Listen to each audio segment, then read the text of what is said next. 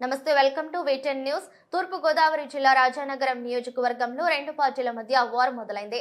ఒకరి తప్పులు ఒకరు లేవెత్తి చూపించుకుంటూ కౌంటర్లు వేసుకున్నారు. ప్రెస్ మీట్ లో మాట్లాడిన మాజీ ఎమ్మెల్యే జక్కంపూడి రాజా ప్రస్తుత ఎమ్మెల్యే సతీమణి వైసీపీ పార్టీలో ఎంపీటీసీగా గెలిచి ఇప్పటి వరకు ఎందుకు రాజీనామా చేయలేకపోయారని ప్రశ్నించారు. ఆ ప్రశ్నకు జవాబుగా కోరుకొండ జనసేన పార్టీ కార్యాలయంలో ఎమ్మెల్యే బత్తుల బలరామకృష్ణ, సతీమణి బత్తుల వెంకటలక్ష్మి జవాబు ఇచ్చారు. సందర్భంగా మాట్లాడుతూ ఎక్కడో అడవుల్లో ఉంటే మాజీ శాసనసభ్యులకు ఎలా తెలుస్తుంది? ప్రజల్లో ఉంటే తెలుస్తుంది. నేను రాజీనామా చేశానో లేదో తెలుస్తుందని అపహాస్యం చేశారు. మాజీ ఎమ్మెల్యే జక్కంపూడి రాజా మీడియా సమావేశంలో డాక్టర్ బిఆర్ అంబేద్కర్ గురించి మాట్లాడటం కరెక్ట్ కాదని కూటమి నాయకులు, దళిత నాయకులు మండిపడ్డారు. ఎమ్మెల్యే బత్తుల బలరామకృష్ణ నియోజకవర్గంలో చేసే అభివృద్ధి పనులను చూడలేక బురద జల్లే ప్రయత్నాలు చేస్తున్నారని మండిపడ్డారు.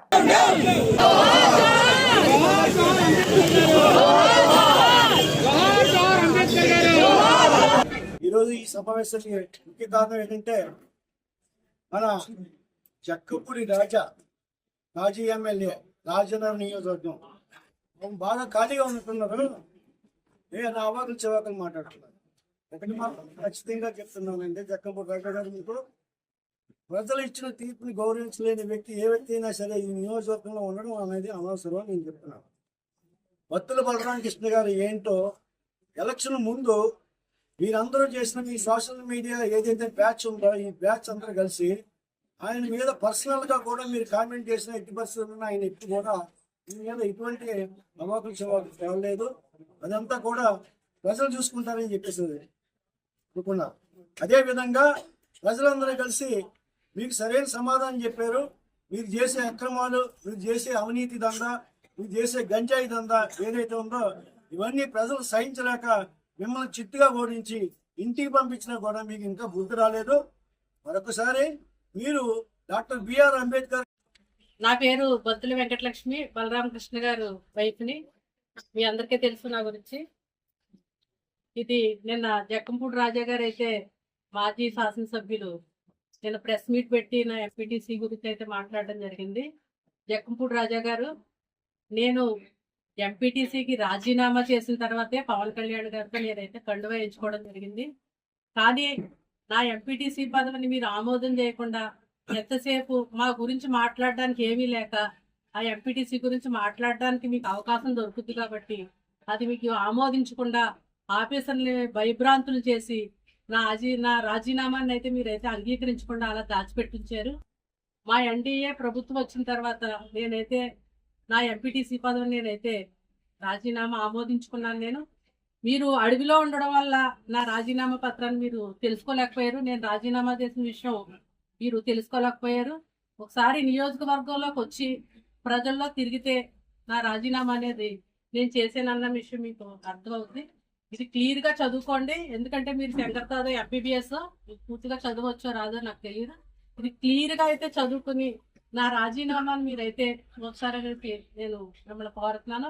అదేవిధంగా మా గురించి మాట్లాడడానికి ఏమీ ఉండదు కాబట్టి ఎంతసేపు నా రాజీనామాను ఒక ఆడదాన్ని విమర్శిస్తున్నానన్న ఇంగిత జ్ఞానం మీకు లేక అస్తమాట నా రాజీనామా గురించి మాట్లాడతారు.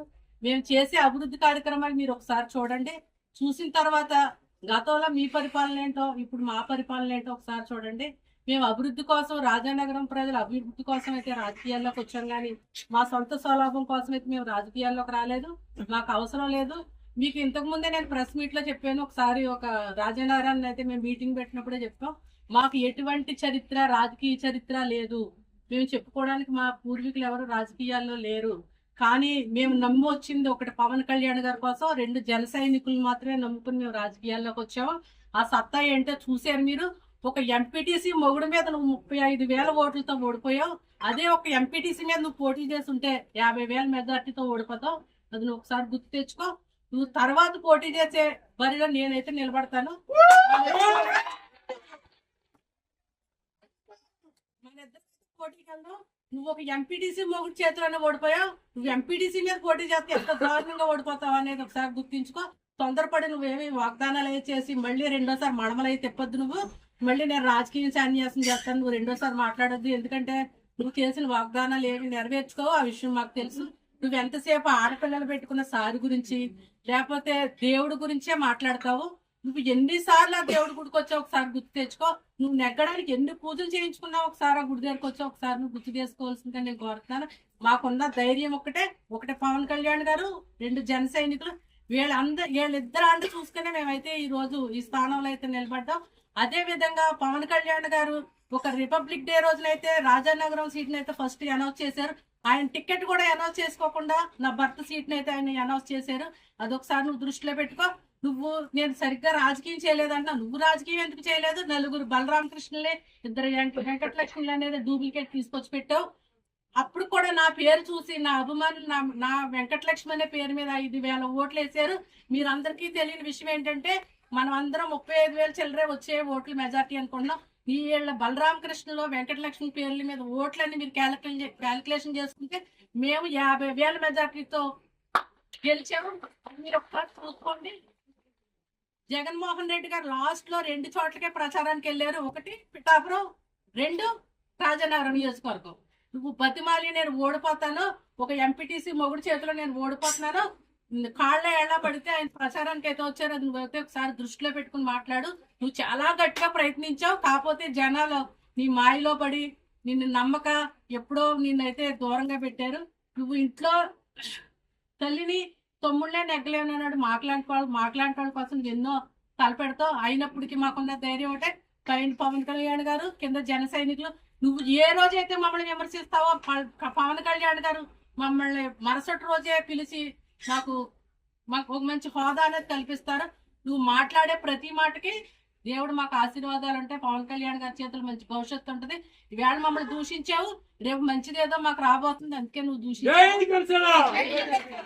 అది నువ్వు గుర్తు పెట్టుకుని మధ్యలో నువ్వు ఎంతసేపు ప్రజలకి ఏం కావాలో చూసుకొని ఆ ప్రజల తరపున పోరాడు. ఒక కరెంట్ స్తంభం అడుగేంత. ఎందుకంటే కరెంట్ స్తంభం గురించి నేను ఎందుకు మాట్లాడుతున్నానంటే, నేను రాజీనామా చేసింది, ఎంపీటీసీకి రాజీనామా చేసింది నువ్వు 4 వీధి లైట్లు లేక, 4 కరెంట్ స్తంభాలు లేక నేను నువ్వు 4 వీధి లైట్లు లేక, 4 కరెంట్ స్తంభాలు లేక నేను రాజీనామా చేశాను.